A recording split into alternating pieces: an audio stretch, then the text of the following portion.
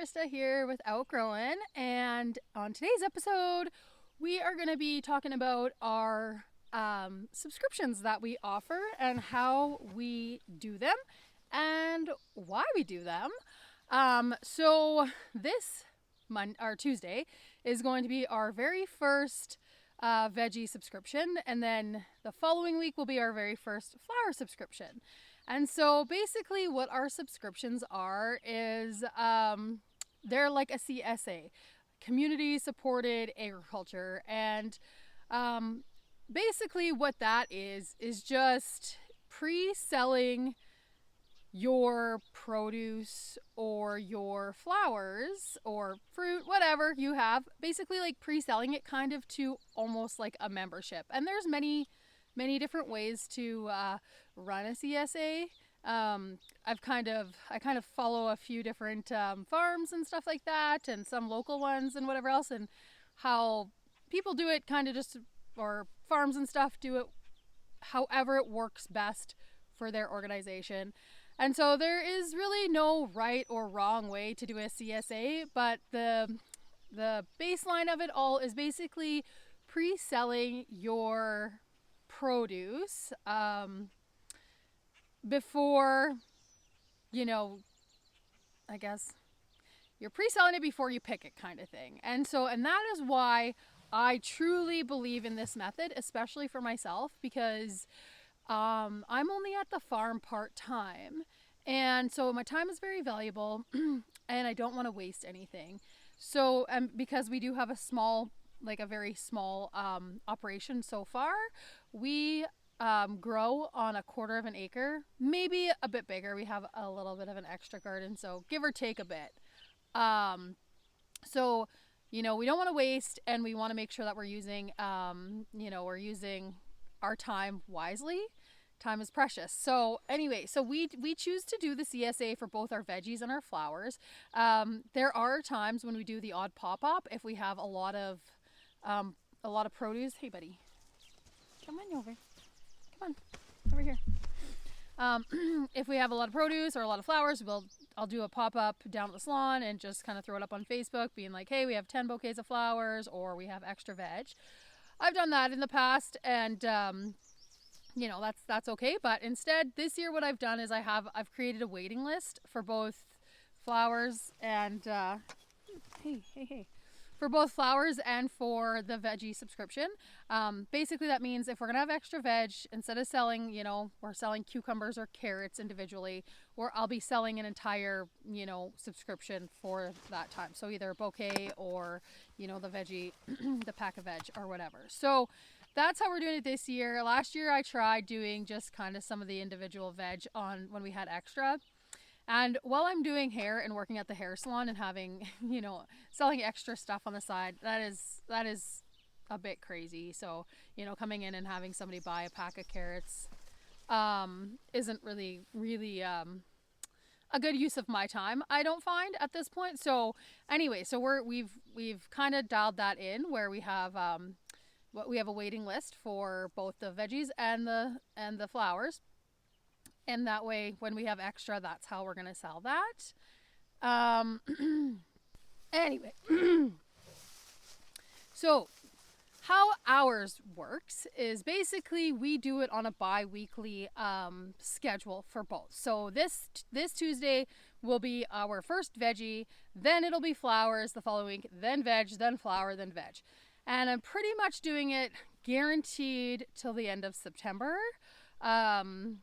And then there is always a chance that there'll be produce and stuff available into October, but our first frost date is typically closer to the beginning of September. So any time after September, we're pretty lucky to avoid frost. I mean, we will cover and that kind of stuff and whatever else, but because I'm not here all the time, it's really hard for me to expect Mark during harvest and all that to look after, the crops in the garden as well. So I do it until the end of September.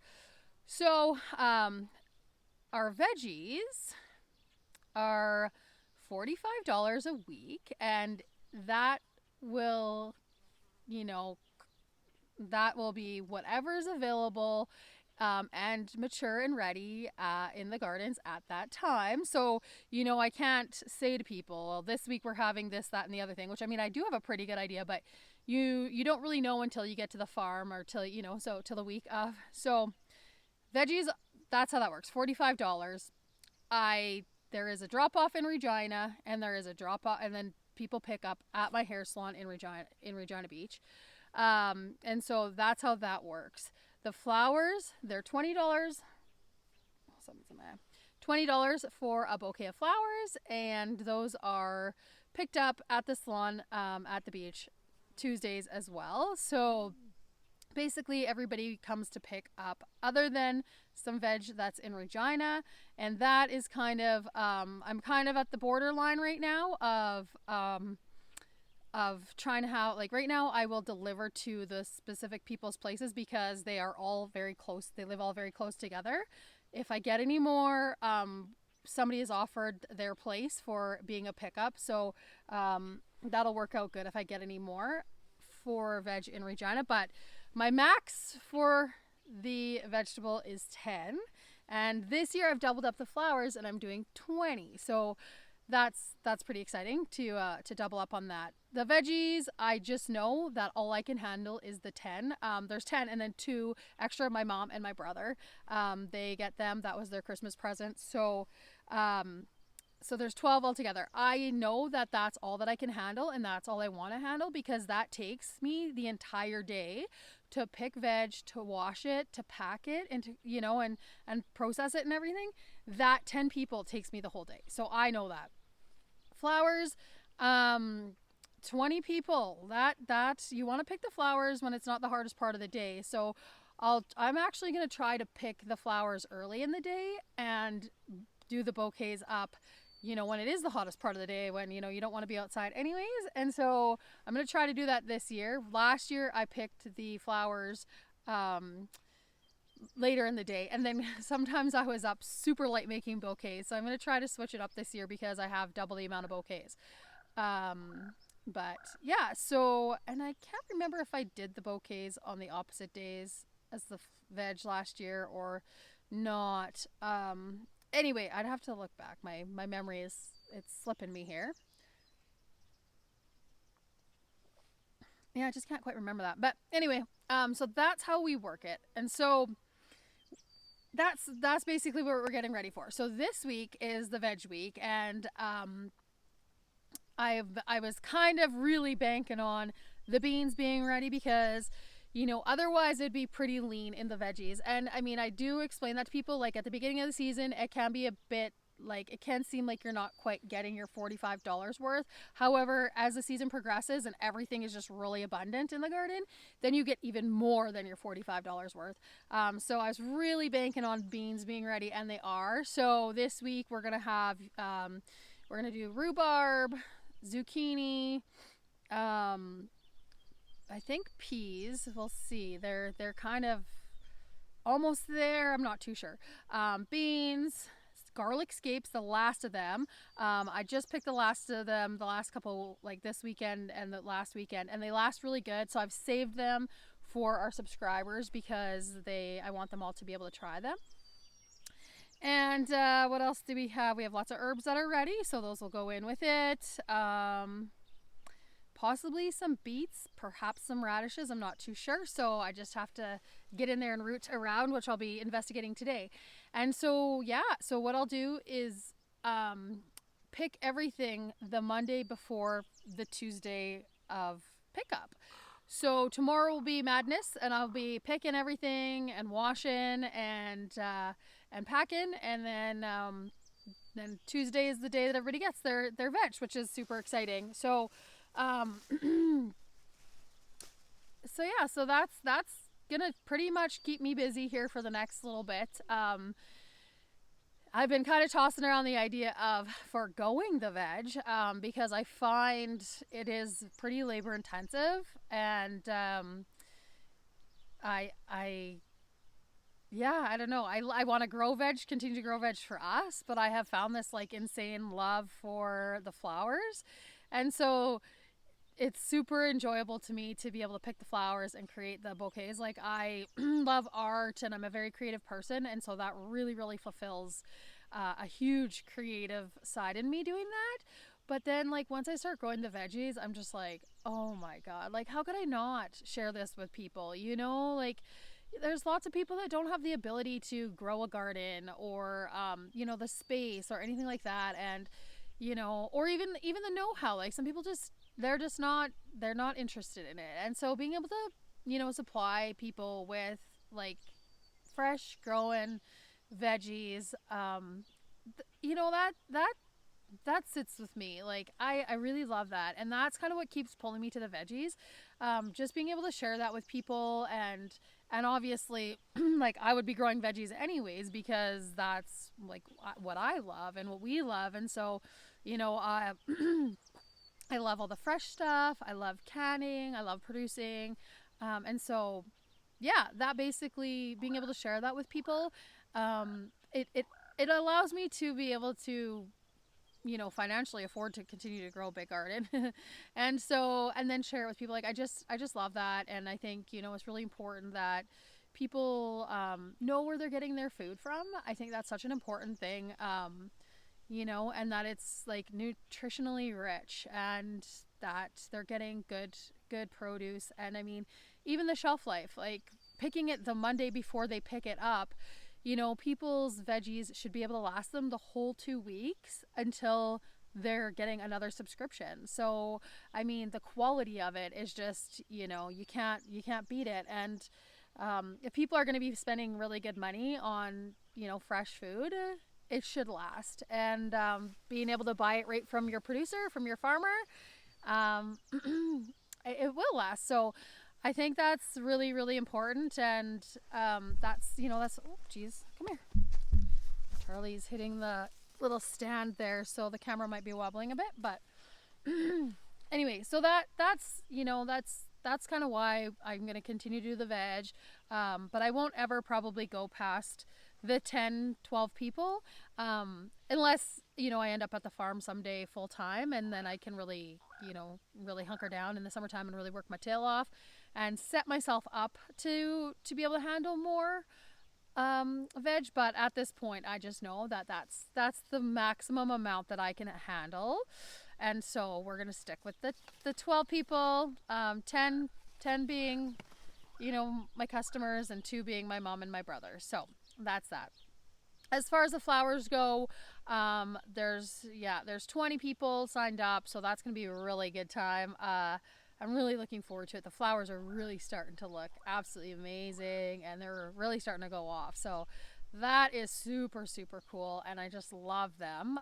Yesterday I picked some of these hollyhocks just to try them out to see how they would do as a cut flower, and this morning I woke up and they're doing better than I expected. Like they're I haven't really heard of people using them as a cut flower, and so I kind of Googled it up and just looked into it yesterday, and it talks about, you know, the stem being a big long tube, and it, you know, air pockets getting into them and stuff like that, and using room temperature. So I didn't do anything fancy. Like there was all these fancy things that you could do to prolong the life. I just thought I'm gonna snip them, cut them on an angle, maximum water uptake, and see how they go. So this morning they're not looking too bad, but I don't think I'll be using them as cut flowers, but just as a, like a little experiment. Anyways, but yeah, the cut flowers are really starting to come in. So you know, in 2 weeks it's gonna be awesome. So we're gonna have tons of flowers, and you know, we may even have extra, so that'll be really really cool. And yeah, Mark's house is turned into a flower shop. But basically we choose to do the CSA and the subscriptions because we're picking what we need and what we're going to use and what is sold, and therefore there is no waste. And as I've mentioned that before, like our time is precious. I have a full-time job. We have this ranch. We have, you know, Mark has grain. Like there is no dull moments, and there is no real extra time to spare in the summertime. So this works the best for our time, for our energy, and for not being wasteful. And yes, nothing is wasted. Anything you pick and you don't use can be composted. There's always ways to kind of deal with what you have left over. But for me, this guarantees that I've already sold what we're picking. And that isn't wasteful of time or of produce or of flowers. So that to me makes the most sense, and that's why we choose to do this. I do love the idea of going to a farmer's market with my flowers at some point in time when I have a little bit of extra time and I know I'm going to have extra flowers. I love the idea of that because it's a great way to get out there and meet people and network and kind of just get into the swing of things. I started a farmer's market back home with a really good girlfriend of mine who owns another shop out at the beach. And, you know, I love the culture of the farmer's market. I love the people that go to it. I love the people that sell their stuff at it. And I think it's a great way to really sell stuff.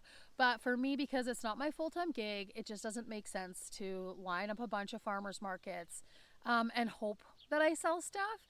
The subscriptions just work way, way, way better for me. But I do hope at some point this summer to slide into a farmer's market somewhere. There's one down in Fort Capel, it's on Saturdays, and then the one back home at the beach is on Sundays. And so I'm hoping that I'll be able to last minute kind of squeeze into one of those at some point. But I just don't know right now because I'm pretty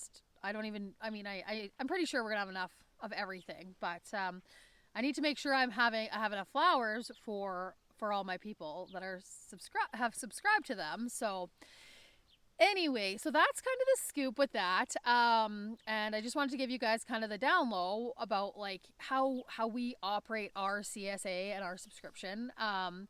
And you know, for those of you that are interested in doing it, I say go for it. It's a great way to start. You know, I use social media, Facebook, Instagram, and YouTube, but YouTube is probably not where I generate most of the sales from. Most of the sales are like word of mouth, you know, through local people in the community and myself, and then like social media 100%. It is a game changer for small business. You can be successful at anything if you have a good online presence, and I do believe that. And so that's kind of where we do most of our marketing and advertising is on social media. And obviously word of mouth is a huge one for me living in a small community. And so, you know, I think it's a great way to get started. I know it sounds appealing to people to, you know, go to the farmer's market, and that traditionally would be the way to sell your stuff. But, you know, nowadays you don't have to do that. And it's a lot of work to sit down there at a farmer's market all day or for 5 hours or for however long. Like that takes up a lot of time, you know, and packing and getting ready for that and everything else. So if you're just starting out, I honestly think if you could even sign up with, like, say, if you're starting with veg, you know, start off with 5. I started off with 5 people, and then I went up to 10, and then now I have 12. I've had 12 the last 2 years. But you know, just start off small, something that like you can manage and you can kind of see how it goes for you, you know, and then just even if one of those people tells another person, you can double your subscription for the following year. And for us, we have this wait list. So we've sold out every year that this is the 3rd or 4th year doing veggies and our 2nd year doing flowers, and we've sold out. And so it also creates that kind of like supply and demand where it's like we've sold out.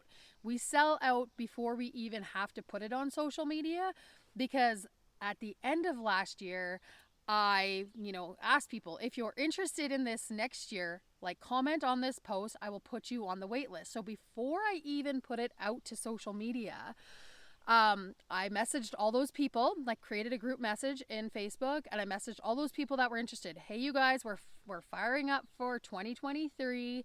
If you guys are still interested in participating in the subscription, you guys kind of get the pre-sale, and this is, you know, you get in before I'm putting it out to the public. And before I even have a chance to put it out to the public, boom, the same people or all those people, they're signed up. So, you know, you don't even really need to market that. But to get the wait list, pop out on Facebook, Instagram.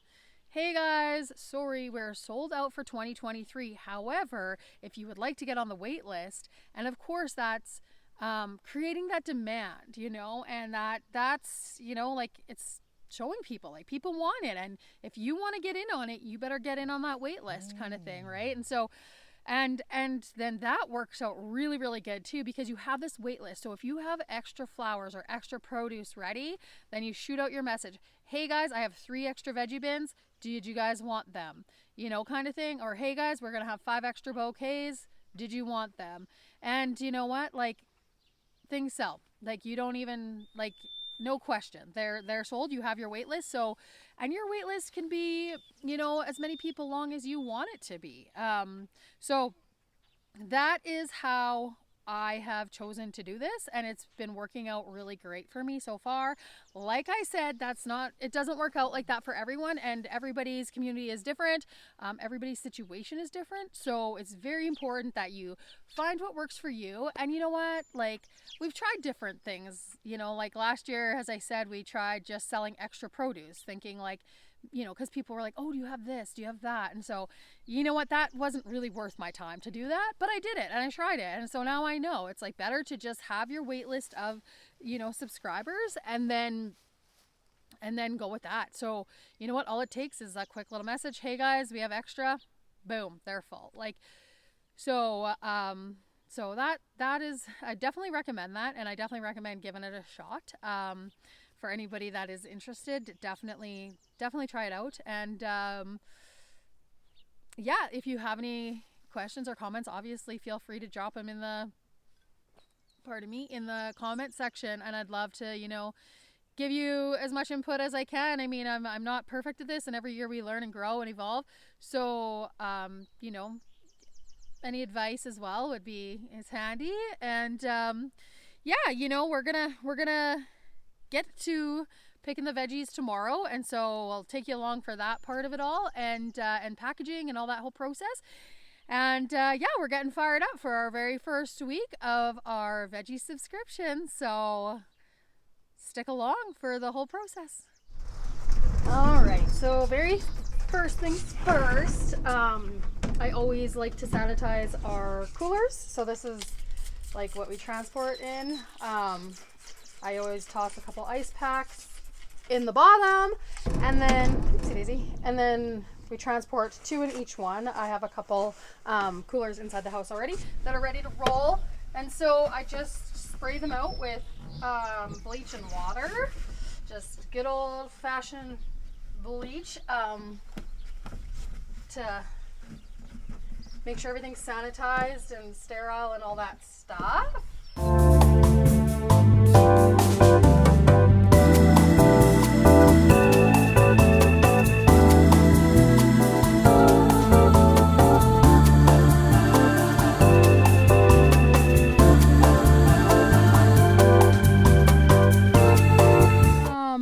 We are going to get picking the green beans here because there's quite a few of these, and that is awesome.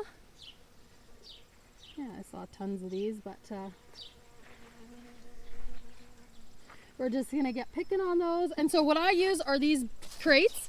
Honestly, you can sometimes get bulbs in them. I have never gotten bulbs in them yet, so I don't know what I gotta do to get them in there. But my sister, honestly, she lives out in Invermere, and they were selling them on their Facebook marketplace for like $5. So I was like, hey, grab me some of those for $5. I mean, they're awesome. They're super easy to clean and to keep sanitized, and they are super handy and very stackable. So she got me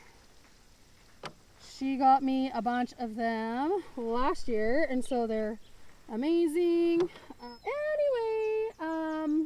Yeah, that's kind of the scoop with that. So we're picking beans right now, and I got a big long row. The yellow ones aren't quite ready yet, so we are green beaning it up right now. And so we'll do that first. Once I'm done picking them, I will run them into the house where it's cooler. And you know what? I'll probably actually I'll probably actually put them into, like, get them into cold water quickly, take the field heat out of them. That helps to preserve them. I like to wash them, but I like to dry them. So I'll probably do these first, head in, give them a quick wash, set them out to dry, get the fans going on them, and then come back out and pick something else. That way everything kind of flows. Like, so while one thing is drying, I can pick something else. And then when I go back to take that one in and wash it, then these beans should be dry. And then I should be able to pack them up, just kind of get that cycle going on. It is my first year first time back at the veg here right now. So I got to get my routine back happening, but I'm sure it'll come to me in a big hurry here. So I'm just gonna get picking and get on with the day. So yeah, let's do this.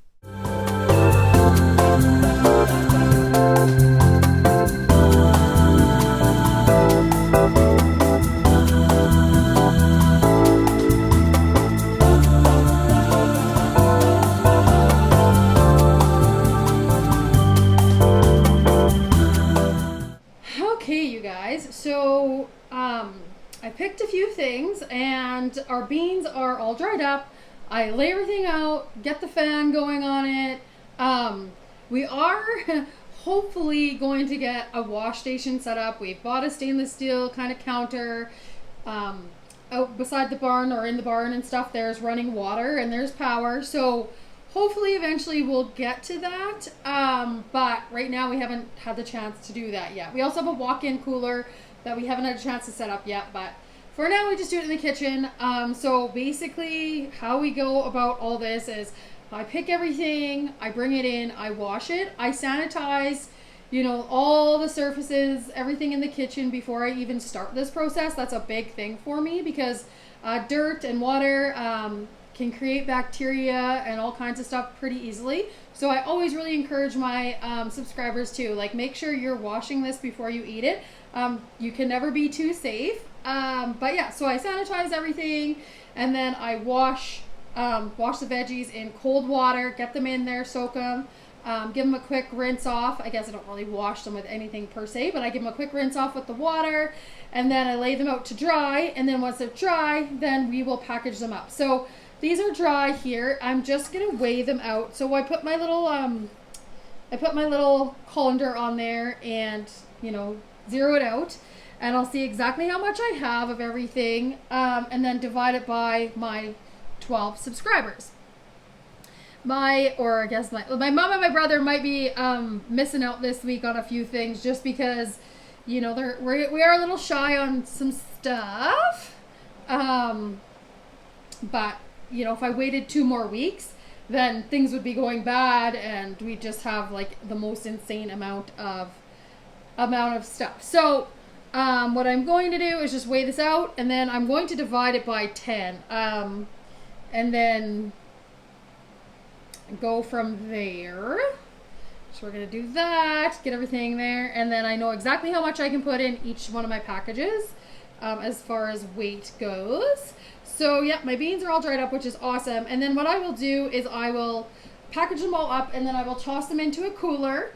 And then once I have everything done, everything cleaned, everything packaged, then I go through and I put together the bags of produce for everybody. And then I put 2 bags of produce in each one of the coolers, and that's how that is going to happen. So we are starting off with our beans, then we have zucchinis for everyone, we have rhubarb that I have to portion out, and then I have peas that are in the sink washing.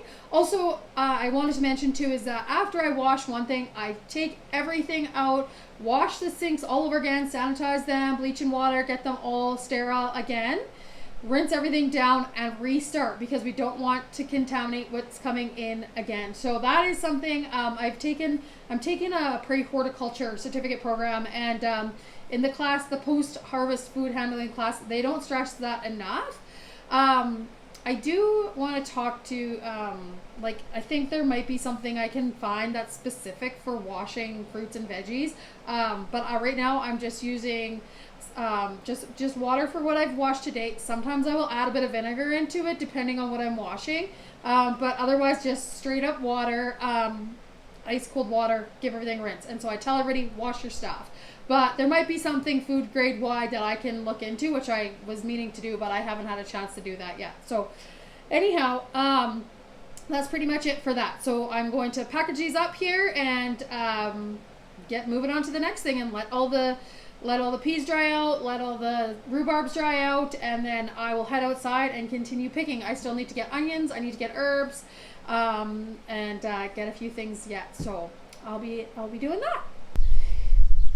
All right, guys. Okay, so I'm just about done picking everything for the subscriptions this week. We've got onion, which is my absolute favorite. Smells amazing. Oh, smells so good.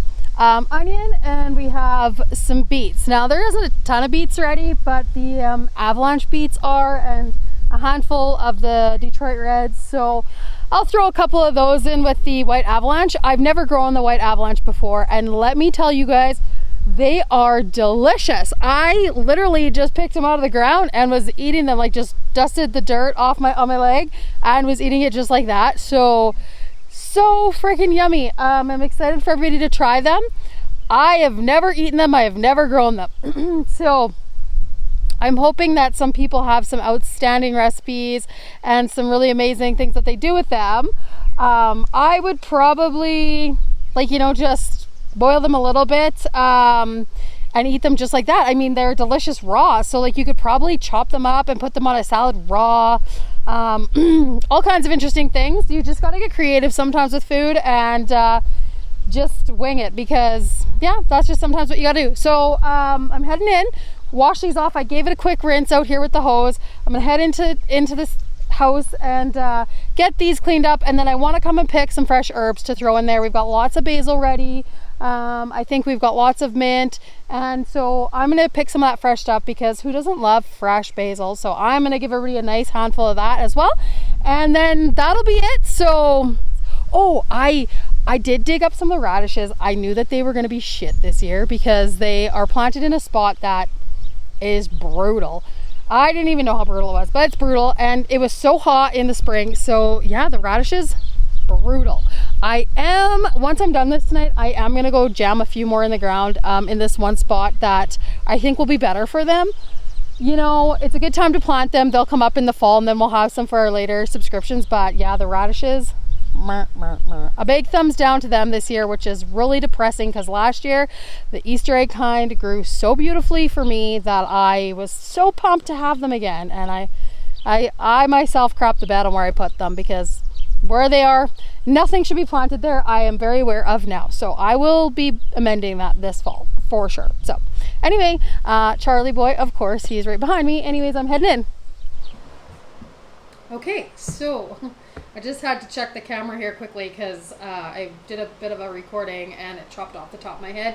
So I had to make sure that I wasn't doing that again, because we don't want that to happen.